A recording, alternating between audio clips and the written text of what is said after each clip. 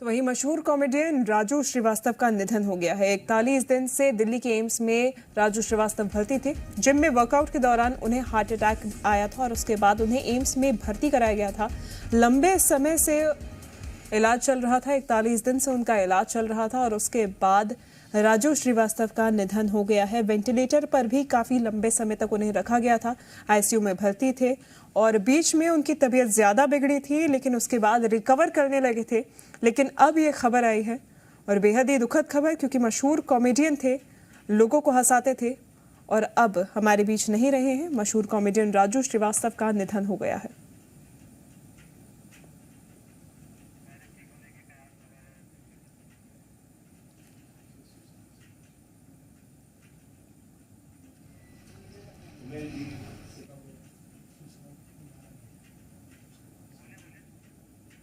तो मशहूर कॉमेडियन राजू श्रीवास्तव का निधन हो गया है। लंबे वक्त से वेंटिलेटर पर थे।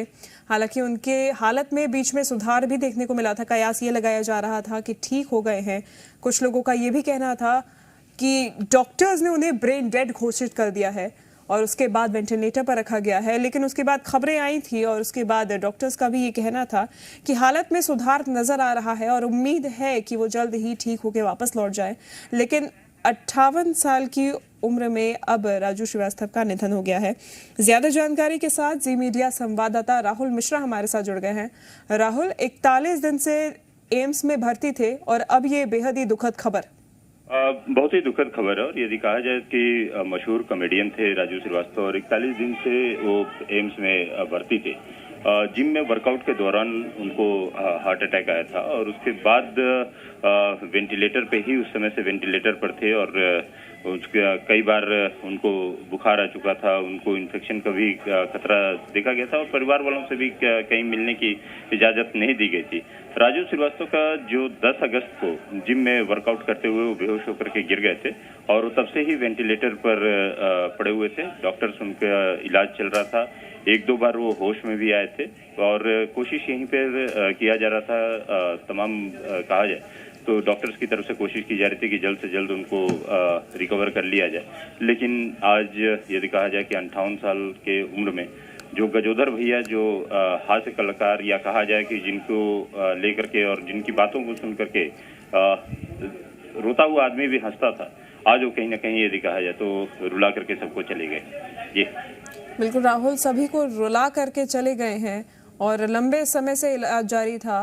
राहुल, प्रतिक्रियाएं भी सामने आ रही होंगी, क्योंकि उम्मीद यही थी कि जल्द ही राजू हम सब के बीच वापस आ जाएंगे वेंटिलेटर से, लेकिन ऐसा नहीं हुआ। आप सही कह रही हैं कि प्रतिक्रियाएं आ रही हैं, लोगों में दुख है कि एक ऐसा आदमी जो कि रोते हुए आदमी को भी हंसा देता था, वो आज कहीं इस दुनिया में से चला गया। एक बड़े ही नेकदिल इंसान थे, मिलनसार थे, सभी से जो भी सामने रहता था उससे जा करके और तुरंत मिलते थे और जो उनके पास जाता था एक आत्मीय रिलेशन यदि कहा जाए तो उसका और उनके बीच में हो जाता था। तो आज कहीं सीधे तौर पे कहा जाए कि वो इंसान, जिंदा दिल इंसान आज हमारे बीच में नहीं है, तो लोगों में को कमियां जरूर यहाँ पर खिलेगी। और एक बेबाक किस्म के इंसान थे, जो सामने रहता था वो आगे में सामने रखते थे। किसी के बारे में भी बात यदि करना होता तो खुल करके बात वहाँ पर किया करते थे। राजू श्रीवास्तव आज यदि कहा जाए तो हम मेरे बीच में नहीं रहे हैं और ये वर्कआउट क्योंकि तकरीबन 41 दिन से वो जिंदगी और मौत को से जंग लड़ रहे थे और अब कहीं सीधे जाकर के आज ये कहा जाए कि आज उनका इंतकाल हो गया है। आज वो यहाँ पर नहीं है। बिल्कुल राहुल, एम्स में जब डॉक्टर्स बीच में ज्यादा तबीयत उनकी खराब हुई थी, डॉक्टर्स का ऐसा कहना था कि शायद ब्रेन डेड हो गए हैं, लेकिन उसके बाद कयास ये लगाए जा रहे थे कि जल्दी ठीक भी हो जाएंगे, ब्रेन डेड नहीं हुए हैं। तो बहुत सारी खबरें आ रही थी, बहुत सारी अफवाहें इस बीच आ रही थी, लेकिन बीच में 2 तस्वीरें भी सामने आई थी कि अब होश में आए हैं, ठीक होने की कगार पे हैं और फिर अब एकदम से ये खबर। देखिए, डॉक्टर्स की तरफ से यदि कहा जाए तो डॉक्टर्स की तरफ से पूरी कोशिश की गई थी। 10 अगस्त को जब उनको हार्ट अटैक आया था तो उन्हें उनकी एंजियोप्लास्टी कराई गई थी 10 अगस्त को ही, और उसके बाद भी वो होश में नहीं आए थे। एक बार केवल वो होश में आए थे जब इस दौरान, क्योंकि उनकी लगातार वो लाइफ सपोर्ट सिस्टम पर यदि कहा जाए तो वेंटिलेटर पर उनको रखा गया था। कोशिश यहाँ पर तमाम तरीके से किया जा रहा था कि उनको जल्द से जल्द उनको रिकवर किया जाए, जल्द से जल्द उन्हें सही किया जाए। और पूरी तरीके से यदि कहा जाए कि जो इनके पूरे के पूरे अंग थे पूरी तरीके से काम करने में अक्षम थे, तो मल्टी ऑर्गन फेलियर एक तरीके से वहां पर था, और इस वजह से ही क्योंकि उनको मैकेनिकल वेंटिलेशन पर रखा गया था। मैकेनिकल वेंटिलेशन के बारे में मैं आपको बता दूं कि मैकेनिकल वेंटिलेशन पे जब आदमी जाता है तो बहुत स्लिम चांसेस होता है उनको कहीं ना कहीं रिकवर करके वापस लाने का। और यहाँ पर क्योंकि वो वेंटिलेटर पर मैकेनिकल वेंटिलेशन पर चले गए थे, तो इस वजह से ही डॉक्टर्स की तरफ से पूरी कोशिश यहाँ पर की गई कि जल्द से जल्द उनको रिकवर कराया जाए, जल्द से जल्द उनको वापस लाया जाए। लेकिन कहीं सीधे तौर पे यदि कहा जाए तमाम कोशिशों के बावजूद भी 41 दिन बाद आज गजोदर भैया जिन्हें नाम से जिनको जाना जाता था, कानपुर के रहने वाले गजोदर भैया आज हमारे बीच में नहीं रहे हैं, और कोशिशें तमाम की गई उनको बिल्कुल प्रयास अथक थे, लेकिन उसके बावजूद ये दुखद खबर हमारे सामने आई है। राहुल, क्या पहले से कोई और भी कॉम्प्लिकेशंस थे जिसकी वजह से स्थिति इतनी खराब हुई, या केवल हार्ट अटैक के बाद ही उनकी तबीयत बिगड़ती गई? जब वो वर्कआउट कर रहे थे किसी तरीके का कोई कॉम्प्लिकेशन नहीं था, लेकिन जब वर्कआउट कर रहे थे वो जिम में 10 अगस्त को वर्कआउट कर रहे थे, वहीं पे वो बेहोश हुए थे, और उसके बाद उनका एंजियोप्लास्टी कराई गई थी जो हार्ट अटैक हुआ था, और उसके बाद उनका एंजियोप्लास्टी कराई गई थी, लेकिन एंजियोप्लास्टी कराने के बाद भी वो होश में नहीं आए थे, और कृत्रिम तरीके से उनको वहां पर सांस दी जाए। कॉम्प्लिकेशन किसी तरीके का कोई नहीं था, लेकिन ब्रेन प्रॉब्लम का वहां पे, क्योंकि जब हार्ट अटैक आया था उन्हें, तो उसके बाद उनके ब्रेन प्रॉब्लम के शिकार हुए थे, और उसके बाद ही से जो उनका दिमाग में सूजन था। राहुल, आप बने रहिए हमारे साथ मुकेश खन्ना जी भी जुड़ गए हैं।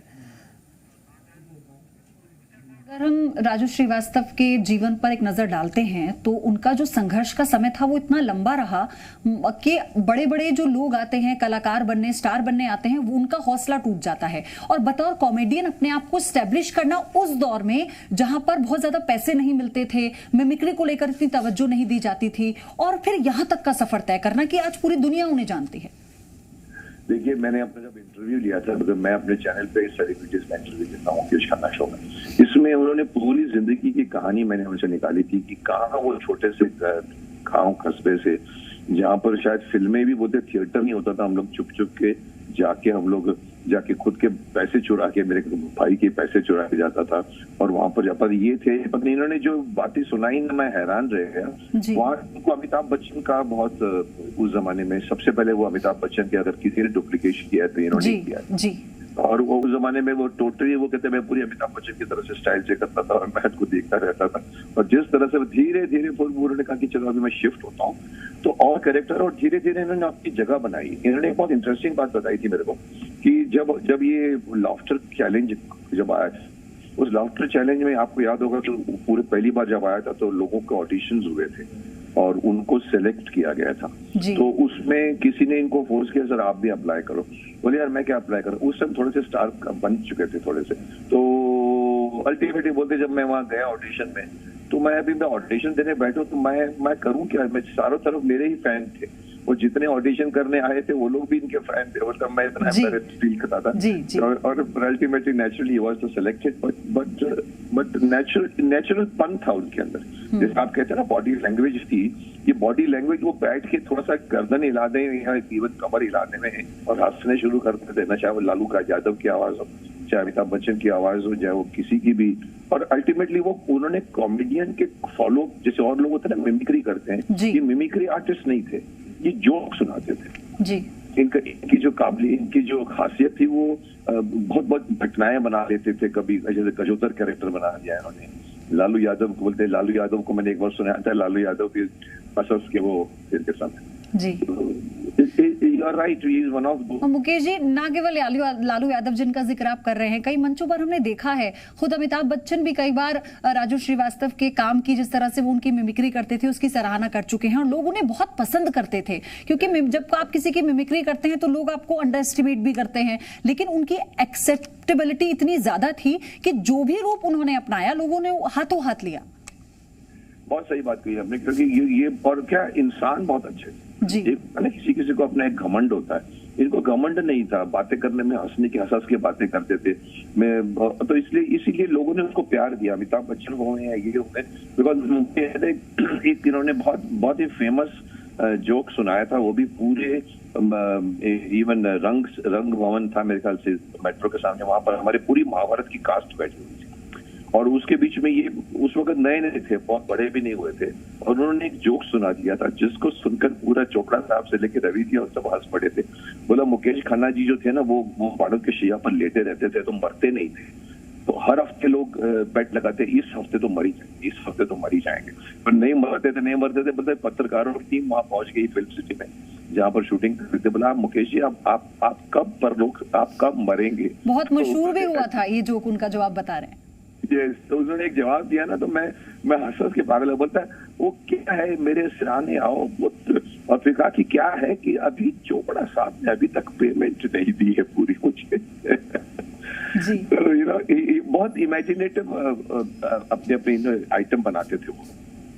आप जिस बात का जिक्र कर रहे थे मुकेश जी, आप देखिए ना, यही तो बात है कि ऐसी शख्सियत, ऐसा इंसान जिनके बारे में उनके जाने पर बात करते करते भी हंसी आ जाए, उनकी बातों को याद करके, उनके व्यक्तित्व को याद करके, ऐसे थे राजू श्रीवास्तव। आप हंसे बगैर नहीं रह सकते। ये कहानी मैंने उसके फेस पे कही, मैंने कहा यार तेरे सामने आता ना, तेरी शक्ल देख के मेरे को हंसी आ जाए जी। ये बात तो बहुत सही है। और शक्तिमान की मुझे यादगार है, शूटिंग के 15-20 एपिसोड किए थे उन्होंने मेरे साथ जी। और कई ऐसी खास बातें भी बीच में आई, हालांकि राजनीति में भी वो आए और उनकी अपनी लोकप्रियता भी रही है मुकेश जी, लेकिन कई बार ऐसा हुआ कि जब हम कॉमेडियन लोग और जो फ्रेटर्निटी है पूरी इसकी बात करते हैं, उसमें कई वाद विवाद होते थे, तो राजू श्रीवास्तव का कद इतना बड़ा था कि इतने वो सीनियर थे, वो जो बोल दिया करते थे सब उनकी बातों को मानते थे। कई बार ऐसा पब्लिक फोरम पर हुआ है। कई बार उनको मैं कहता ना, उनकी सीनियोरिटी बहुत एक, मतलब मैं उनको कहा करता था कि एक जमाने में जॉनी विस्की हुआ करते थे, दिलीप दत्त हुआ करते थे। मैं उस टाइम की बात कर रहा हूँ 50 साल पहले की, जब मैं हंसता था। उसके बाद में अगर कोई नया कैरेक्टर अगर आया है तो Raju Srivastava, and then of course there are so many other people, but he would be remembered by everybody, every fraternity also, and साफ गोई के आदमी इंसान थे।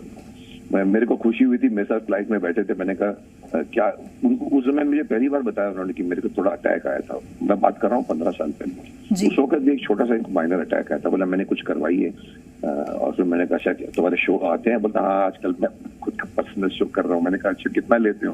तो उन्होंने मुझे बताया 3-3.5 लाख। मैंने अरे वाह क्या बात है। Success came to his way, very very right way he came, he deserved everything of it ji. और सबसे बड़ी बात यह कि जिस तरह से इस एक नया मंच दे देना कॉमेडी को, एक नया आयाम देना, उसमें बहुत बड़ा योगदान राजू श्रीवास्तव का रहा है। सबको साथ लेकर चलना और ये एस्टेब्लिश करना कि कॉमेडियंस का जो काम है वो सिर्फ एक स्क्रिप्ट पढ़ना नहीं है। आप देखिए कितनी मेहनत लगती है लोगों को हंसाने में, इनेक्ट करना। और एक चीज दिमाग में रखिए कि कभी भी डबल मीनिंग नहीं बोला डायलॉग का इंसान, ये कभी भी अश्लीलता की तरफ नहीं गए। जो आजकल के जो स्टैंडर्ड कॉमेडियन जो आजकल करते हैं, इन्होंने बहुत सिंपल वे से सिचुएशनल कॉमेडी सुनाई है स्टेज के ऊपर, ऑलवेज सिचुएशनल, किसी का मजाक नहीं उड़ाना, बट जिस तरह से बोलना। सो ये मुझे बहुत पसंद था कि इनकी यहाँ पर इनके कभी भी डबल मीनिंग डायलॉग्स नहीं होते। मुकेश जी, अदिति अवस्थी बोल रही हूं अब। मुकेश जी, ये जो बहुत अहम बात आपने कही, जब हम राजू श्रीवास्तव की कॉमेडी की बात करते हैं तो हम ऐसी कॉमेडी की बात करते हैं जो फूहड़ता से परे है, फूहड़ता से बहुत दूर है, और यही वजह है कि राजू श्रीवास्तव की कॉमेडी को फैमिली कॉमेडी कहा गया। एग्जैक्टली, पूरी फैमिली के साथ एंजॉय कर सकते हैं इनके साथ बैठकर, पूरी फैमिली के साथ।